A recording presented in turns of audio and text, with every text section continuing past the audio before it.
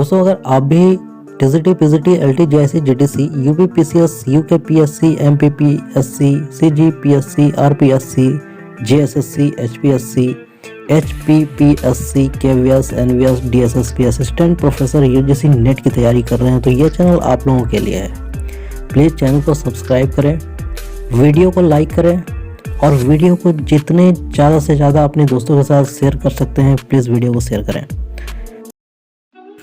दोस्तों आप लोगों के लिए मैं 7000 MCQs का सीरीज़ ला रहा हूँ और ये जो MCQs हैं ये प्रीवियस ईयर के पूछे गए क्वेश्चंस हैं।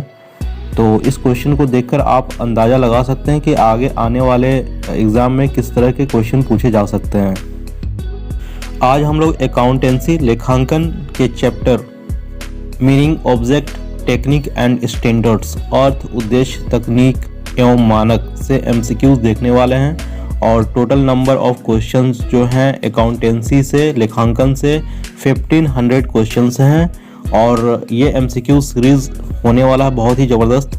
जो एग्ज़ाम की तैयारी कर रहे हैं, चाहे वो PCS की तैयारी कर रहे हैं, चाहे UPSSC की, UKSSC की तैयारी कर रहे हैं, चाहे वो नेट की तैयारी कर रहे हैं, चाहे असिस्टेंट प्रोफेसर की तैयारी कर रहे हैं, उनके लिए बहुत ही महत्वपूर्ण वीडियो होने वाला है। तो प्लीज़ चैनल को सब्सक्राइब करें, वीडियो को लाइक करें और वीडियो को ज़्यादा से ज़्यादा अपने दोस्तों के साथ शेयर जरूर करें। क्वेश्चन नंबर 1 देखते हैं। Prefix of CS of members of the institute has been granted by ICSI on। संस्थान के सदस्यों का CS उपसर्ग ICSI द्वारा खाली स्थान को दिया गया था। ऑप्शन दिए हुए हैं। A जून 23 से 24 2007, B फरवरी 17 से 19 2008, C दिसंबर 24 से 27 2006, D अक्टूबर 15 से 18 2005, E जनवरी 4 से 5 2004। देखिए ये क्वेश्चन CGPSC असिस्टेंट प्रोफेसर 2014 में पूछा गया है। जैसा कि क्वेश्चन में दिया हुआ है, संस्थान के सदस्यों का CS उपसर्ग ICSI द्वारा खाली स्थान को दिया गया। तो देखिए 23 से 24 जून 2007 को आयोजित 173वीं बैठक में संस्थान के परिषद ने फैसला किया कि संस्थान के एक सदस्य को अपने नाम के आगे CS लगाने की अनुमति है ताकि वह खुद को अन्य पेशेवरों से अलग कर सके और अपनी ब्रांड छवि बना सके। तो इस क्वेश्चन का आंसर ए होगा 23 से 24 जून 2007। क्वेश्चन नंबर 2 देखेंगे। Which of the following accounting principles differentiates between owner and management. निम्न में से कौन सा लेखांकन सिद्धांत स्वामी एवं प्रबंध के अंतर को प्रदर्शित करता है। ए बिजनेस एंटिटी व्यावसायिक अस्तित्व, बी गोइंग कंसर्न चालू व्यवसाय, सी ड्यूअल एस्पेक्ट दोहरा पहलू, डी नन ऑफ दिस इनमें से कोई नहीं। जैसा कि क्वेश्चन में बोल रहा है which of the following accounting principles differentiates between owner and management. निम्न में से कौन सा लेखांकन सिद्धांत स्वामी एवं प्रबंध के अंतर को प्रदर्शित करता है। तो ऑप्शन दिए हुए हैं। A business entity, B going concern, C dual aspect, D none of this. देखिए बिजनेस एंटिटी कॉन्सेप्ट में ऑनर और बिजनेस दोनों को अलग अलग दिखाया गया है। ऑनर की जो भी ट्रांजैक्शन वगैरह होती है उसकी एंट्री अलग की जाती है, अकाउंटिंग एंट्रीज अलग की जाती है और बिजनेस के जो भी ट्रांजैक्शन होते हैं उसकी अकाउंटिंग एंट्रीज अलग की जाती है। Business entity concept states that the business and owner are two separate entities and accordingly must be treated separately.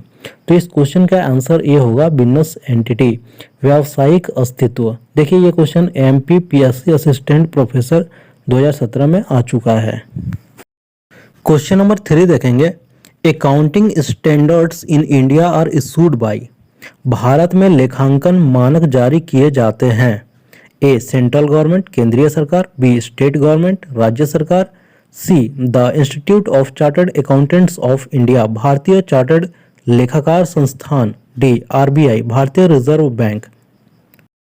जैसा कि क्वेश्चन में दिया हुआ है accounting standards in India are issued by, तो अकाउंटिंग स्टैंडर्ड जो है इंडिया में इशू किए जाते हैं the institute of chartered accountants of India.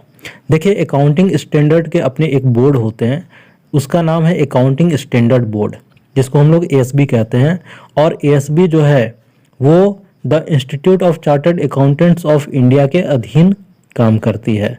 तो देखिए the institute of chartered accountants of India का जो स्थापना हुआ था वो 1949 में हुआ था, और अकाउंटिंग स्टैंडर्ड बोर्ड ASB की जो स्थापना हुई थी वो 1977 में हुई थी।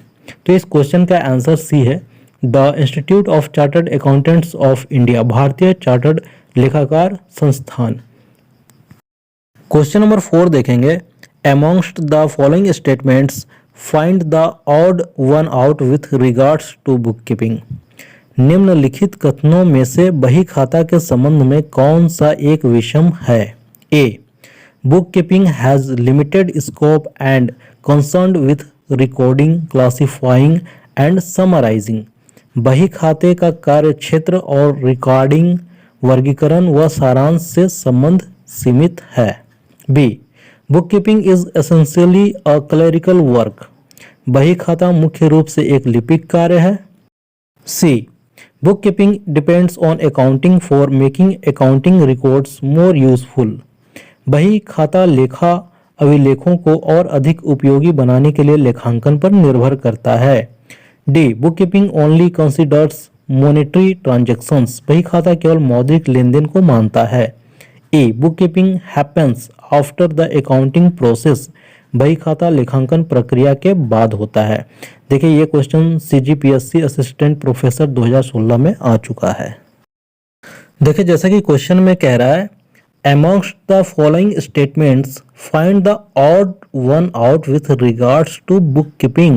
निम्नलिखित कथनों में से बही खाता के संबंध में कौन सा एक विषम है? देखिए ऑप्शन दिए हुए हैं और इसमें आपको बताना है कि कौन सा ऐसा ऑप्शन है जो विषम है। देखिए जैसा कि ऑप्शन में दिया हुआ है, book keeping has limited scope and concern with recording, classifying and summarising. बही खाते का कार्य क्षेत्र और रिकॉर्डिंग, वर्गीकरण व सारांश से संबंध सीमित है। बिल्कुल सही बात है। आप बुक कीपिंग जब करते हैं तो उसमें क्या होता है, सबसे पहले तो रिकॉर्डिंग का कार्य किया जाता है, उसके बाद क्लासिफाइंग और उसके बाद समराइजिंग किया जाता है। बी में दिया हुआ है, book keeping is essentially a clerical work. ये भी सही है कि बही खाता मुख्य रूप से एक लिपिक कार्य है, यानी कि कोई ग्रेजुएट का बंदा है वो भी आपका बुक कीपिंग वाला कार्य कर सकता है। ये भी सही है। सी में दिया हुआ है, book keeping depends on accounting for making accounting records more useful. बही खाता लेखा अभिलेखों को और अधिक उपयोगी बनाने के लिए लेखांकन पर निर्भर करता है। तो ये भी सही है। Book keeping depends on accounting for making accounting records more useful. ठीक है, जो भी अकाउंटिंग होते हैं, जो भी ट्रांजैक्शन वगैरह होते हैं, ये सारे उसी पे डिपेंड करते हैं। बुक कीपिंग का जो कार्य होता है उसी पे डिपेंड करता है। डी में दिया है, book keeping only considers monetary transactions. ये भी सही है कि बही खाता केवल मौद्रिक लेन देन को मानता है ना। जो भी पैसे से रिलेटेड ट्रांजैक्शन वगैरह होते हैं उसी का कार्य होता है बुक कीपिंग में। ई में दिया है, book keeping happens after the accounting process. बही खाता लेखांकन प्रक्रिया के बाद होता है। देखिए ये गलत है। बुक कीपिंग का कार्य जो होता है वो अकाउंटिंग प्रोसेस से पहले होता है, न कि बाद में होता है। ठीक है, तो इस क्वेश्चन में ई ऑप्शन जो दिए हुए हैं ये विषम है। ये इस क्वेश्चन का आंसर ई होगा, book keeping happens after the accounting process. Question number 5 देखेंगे, accounting standards AS 19 relates to. लेखांकन प्रमाप 19 का संबंध किससे है? ए, लीजेस पट्टे से। बी, डिसकंटिन्यूड ऑपरेशंस बंद की गई क्रियाओं से। सी, इंटेंजिबल एसेट्स अमूर्त संपत्तियों से। D, EPS। देखिए जैसा कि क्वेश्चन में कह रहा है, accounting standards AS 19 relates to. लेखांकन प्रमाप 19 का संबंध किससे है? Leases, discontinued operations, intangible assets, EPS। तो देखिए लीजेस का अकाउंटिंग स्टैंडर्ड जो होता है AS 19 होता है। डिसकंटिन्यूड ऑपरेशंस का जो होता है AS 24, इंटेंजिबल एसेट्स का AS 26 और EPS earning per share accounting standard 20। तो क्वेश्चन में कह रहा है अकाउंटिंग स्टैंडर्ड 19 यानी कि AS 19 किससे संबंध है? तो AS 19 जो है वो लीजेस पट्टे से रिलेट्स करता है। तो इस क्वेश्चन का आंसर ए होगा, लीजेस पट्टे से। देखिए ये क्वेश्चन एमपीपीएससी असिस्टेंट प्रोफेसर 2017 में आ चुका है। क्वेश्चन नंबर 6 देखेंगे, which one of the following statements is not true. निम्नलिखित में से कौन सा कथन सही नहीं है। A, the job of book keeping is analytical in nature. पुस्तक पालन का कार्य विश्लेषणात्मक प्रकृति का है। B, book keeping is an art as well as a science of recording business transactions. व्यापारिक लेन देन का अभिलेखन करने हेतु पुस्तक पालन कला व विज्ञान दोनों है। C, transactions are recorded in a certain set of books. लेन देन निश्चित पुस्तकों के समूह में अभिलेखित किए जाते हैं। D, book keeping is the method of recording in account books. पुस्तक पालन लेखा पुस्तकों में अभिलेखन करने की विधि है। ये क्वेश्चन यूपी टीजीटी 2016 में आ चुका है। जैसा कि क्वेश्चन में कह रहा है, विच one of the following statements is not true. निम्नलिखित में से कौन सा कथन सही नहीं है। तो ए में दिया हुआ है, the job of book keeping is analytical in nature. पुस्तक पालन का कार्य विश्लेषणात्मक प्रकृति का है। देखिए इस क्वेश्चन का आंसर तो ए ही होगा, क्योंकि बुक कीपिंग में जो कार्य किए जाते हैं वो विश्लेषणात्मक प्रकृति का नहीं किया जाता है। इसमें क्या होता है, पुस्तक पालन के अंतर्गत जर्नल में लेखा करना, इनकी पोस्टिंग बही खाते में करना, इनके योग मालूम करना और बाकियों को निकालना आदि आते हैं। ठीक है, पुस्तक पालन के संबंध में निम्नलिखित कथन जो है वो सही है। क्या क्या कथन सही है भाई। पुस्तक पालन का कार्य विवरणात्मक प्रकृति का होता है, न कि विश्लेषणात्मक प्रकृति का। सेकंड नंबर में, व्यापारिक लेन देनों का अभिलेखन करने हेतु पुस्तक पालन कला व विज्ञान दोनों है। Book keeping is an art as well as science of recording business transactions. ठीक है। तीसरे नंबर में है, transactions are recording in a certain set of books. लेन देन निश्चित पुस्तकों के समूह में अभिलेखित किए जाते हैं। फोर्थ नंबर में है, पुस्तक पालन लेखा पुस्तकों में अभिलेखित करने की विधि है और इन लेखों के आधार पर निष्कर्ष नहीं निकाले जाते हैं और न ही निर्वचन किए जाते हैं। ठीक है, तो इस क्वेश्चन का आंसर ये होगा, the job of book keeping is analytical in nature. Question number 7 देखेंगे, असेसमेंट ईयर स्टार्ट्स फ्रॉम। कर निर्धारण वर्ष शुरू होता है 1 दिसंबर से, 1 अप्रैल से, 1 जून से, 1 मार्च से। तो देखिए असेसमेंट ईयर जो स्टार्ट होता है वो 1 अप्रैल से 31 मार्च तक का रहता है। ठीक है, और असेसमेंट ईयर 1 अप्रैल से 31 मार्च, फाइनेंशियल ईयर जो होता है वो भी 1 अप्रैल से 31 मार्च तक होता है। अगर आपसे क्वेश्चन में पूछा जाएगा कि कैलेंडर ईयर कब से स्टार्ट होता है, तो कैलेंडर ईयर जो होता है वो 1 जनवरी से स्टार्ट होता है। देखिए ये क्वेश्चन HPPSC PGT 2016 में आ चुका है। तो इस क्वेश्चन का आंसर होगा 1 अप्रैल से। इस क्वेश्चन का आंसर बी होगा। क्वेश्चन नंबर 8 देखेंगे, accounting standard 6 is meant for. लेखांकन मानक 6 बनाया गया है अकाउंटिंग फॉर फिक्स्ड एसेट, स्थायी संपत्तियों के लेखांकन के लिए। अकाउंटिंग ट्रीटमेंट फॉर गुडविल, ख्याति के लेखांकन उपचार के लिए। सी, डेप्रिसिएशन अकाउंटिंग, ह्रास लेखांकन के लिए। D, disclosure of accounting policies, लेखांकन नीतियों के प्रकटीकरण के लिए। जैसा कि क्वेश्चन में कह रहा है accounting standard 6 is meant for, तो अकाउंटिंग स्टैंडर्ड 6 जो है वो किसके लिए बनाया गया है। तो इस क्वेश्चन का आंसर होगा डेप्रिसिएशन अकाउंटिंग, ह्रास लेखांकन के लिए, ऑप्शन सी। क्वेश्चन नंबर 9 देखेंगे, preparation of consolidated statement of accounts as per AS21 is. AS21 के अनुसार समेकित लेखा विवरण तैयार करना होता है।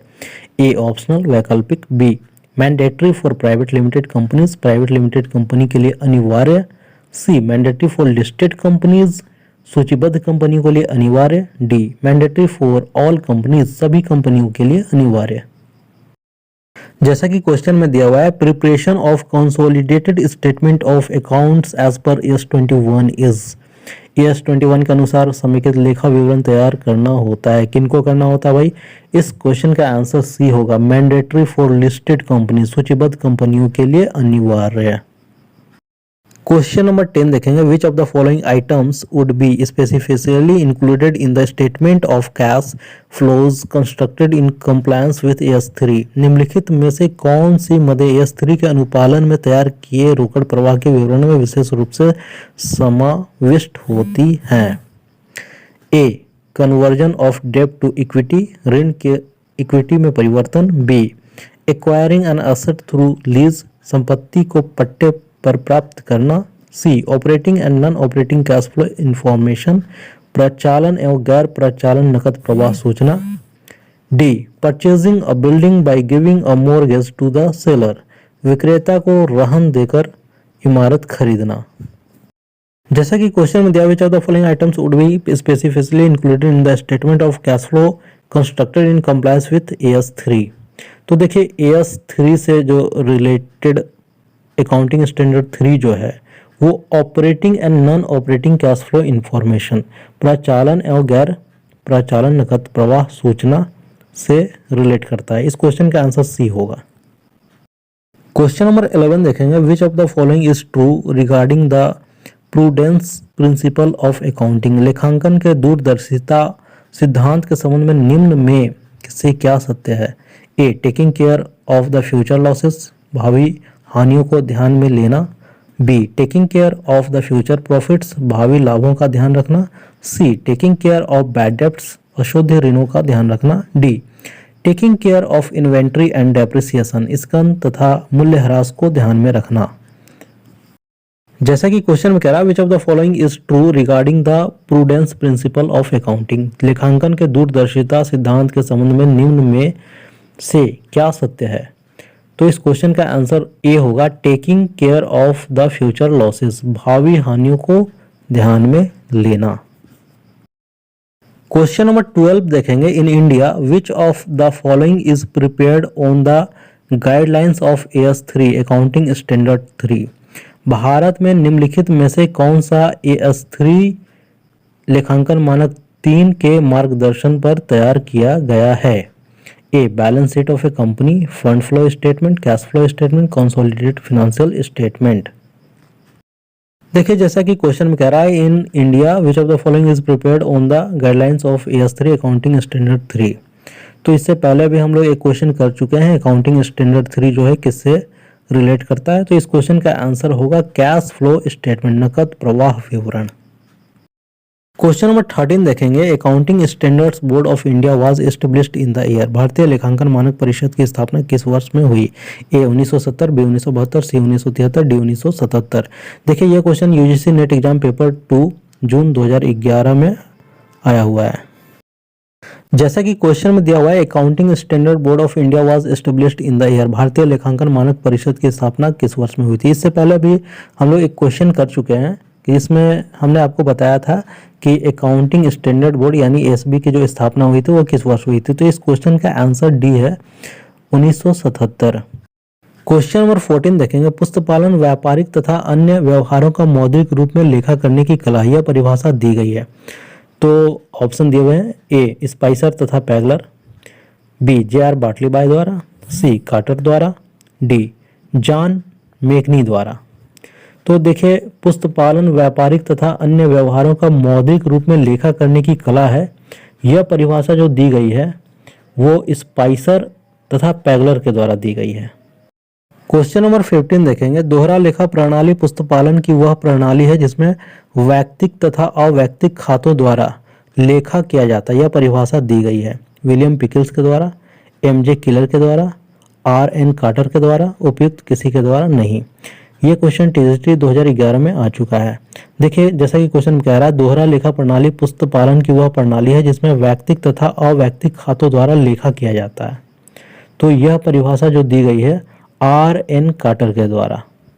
तो इस क्वेश्चन का आंसर सी होगा, RN कार्टर।